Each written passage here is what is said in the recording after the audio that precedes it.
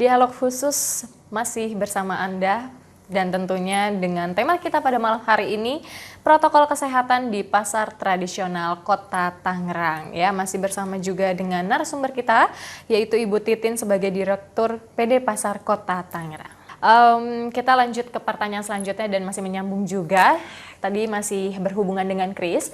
Ya mungkin selain Kris dan juga WhatsApp, apalagi nih Bu yang mungkin planning PD Pasar sendiri untuk ke depannya?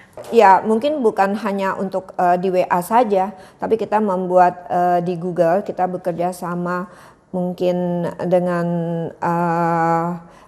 perusahaan yang sudah punya marketplace gitu.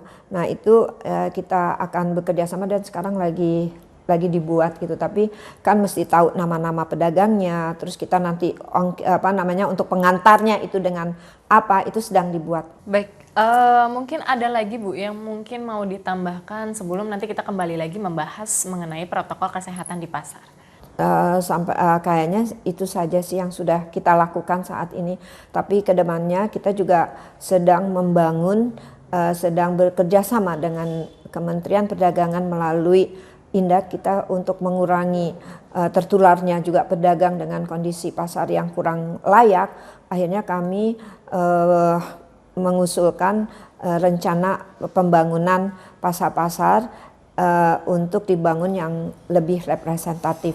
Sekarang sudah akan dibangun di Pasar Poris dan selanjutnya nanti mungkin pasar-pasar yang lainnya. Baik Ibu, kita balik lagi ya membahas mengenai protokol kesehatan di pasar. Nah mungkin bagaimana Bu mekanisme untuk mengingatkan para pengunjung atau pembeli yang akan mengunjungi pasar? Protokol kesehatan kalau kita juga memasang spanduk untuk mengingatkan kepada masyarakat kalau hendak ke pasar itu harus wajib masker. Itu juga di kantor PD Pasar kita namanya wilayah wajib masker. Kedua, mereka kita sebelum masuk ke pasar kita periksa dulu suhu tubuhnya, itu pakai thermal gun. Setelah mau ke dalam pasar, belum masuk ke dalam pasar, baru masuk ke dalam pasar, itu mereka disediakan tempat cuci tangan yang sudah disediakan dengan sabun. Setelah itu sebetulnya kita juga menyiapkan bilik corona. Tapi tidak kita isi dengan desinfektan, itu kita isi dengan sabun.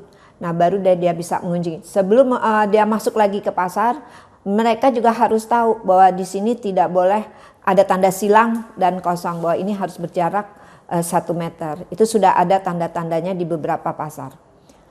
Dan kita juga memasang tirai plastik di semua pasar. Dan sekarang juga sedang diganti karena pasarnya mungkin sudah 8 bulan itu pandemi sudah berjalan. Dan kita juga harus ganti semua yang memfasilitasi protokol kesehatan kayak tirai plastik. Kemudian untuk mengecat ulang kembali, nah itu selalu kita himbau juga kepada masyarakat atau pelaku usaha atau pengunjung yang datang ke pasar untuk tetap memperhatikan protokol kesehatan. Baik, untuk mensterilisasikan pasar sendiri dari penyebaran virus COVID-19, apakah pasar selalu juga disinfektan secara berkala? Ya, itu lupa tadi saya katakan. Jadi pada waktu untuk memutus mata rantai tidak hanya protokol kesehatan aja, tapi untuk mensterilkan pasar-pasar dari virus corona itu kita bekerja sama dengan BPBD, jadi dengan Pemda Kota Tangerang, dan waktu itu sih sekitar 1 bulan sekali atau 2 minggu sekali dulu pernah setiap pasar disemprot oleh desinfektan dari BPBD. Baik, menurut Ibu sendiri, baik masyarakat, pelaku usaha, itu apakah mereka semua sudah menerapkan protokol kesehatan dengan baik dan juga benar? Kalau menurut saya, walaupun kita mungkin kurang disiplinnya, masyarakat atau pelaku usaha atau pengunjung itu sangat mempengaruhi penyebaran virus COVID. Jadi kita memang harus terus-menerus, dan saya menghimbau atau mewajibkan kepada kepala pasar untuk tetap mensosialisasikan, mengajak pedagang dan pengunjung untuk menerapkan protokol kesehatan 3M. Baik, bagaimana Ibu juga meyakinkan kepada masyarakat tentunya kalau misalnya virus COVID-19 ini itu ada dan juga berbahaya? Sebetulnya mereka pertama-tama sih bener apa enggak ya? Ini ada virus, mereka ragu. Bener enggak ya? Tapi karena kita kasih terus-menerus mengedukasi mereka bahwa virus corona ini tidak main-main. Siapapun bisa tertular virus corona ini. Karena itu saya juga mengajak sama mantri-mantri untuk tetap mensosialisasikan bahwa virus corona ini sangat berbahaya. Oke, baik. Kalau tadi kan kita juga sudah membahas mengenai sosialisasi protokol kesehatan di pasar. Nah, mungkin Ibu sendiri bagaimana mensosialisasikan protokol kesehatan di lingkungan sekitar, seperti mungkin di rumah atau mungkin di kantor?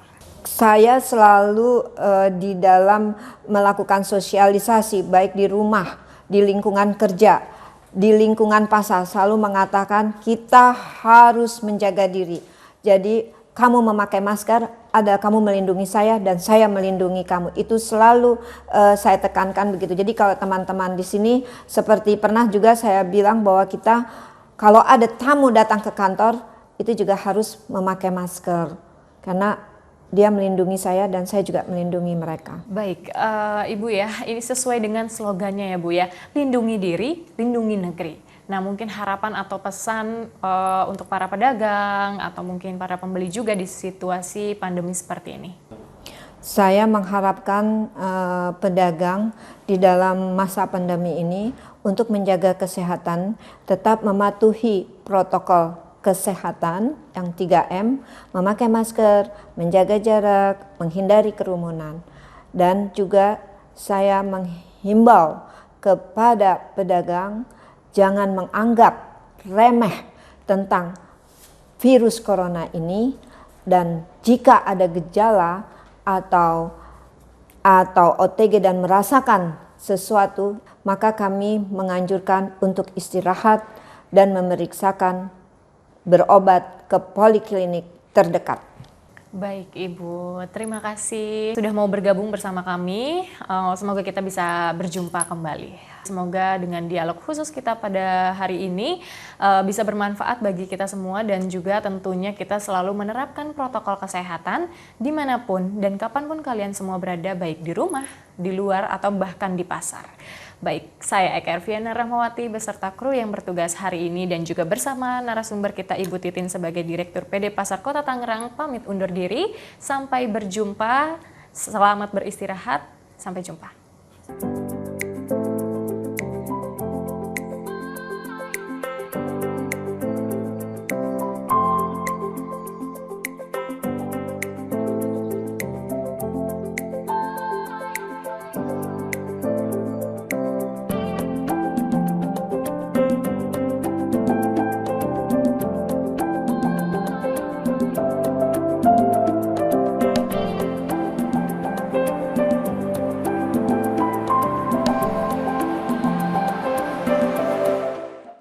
Acara ini dipersembahkan oleh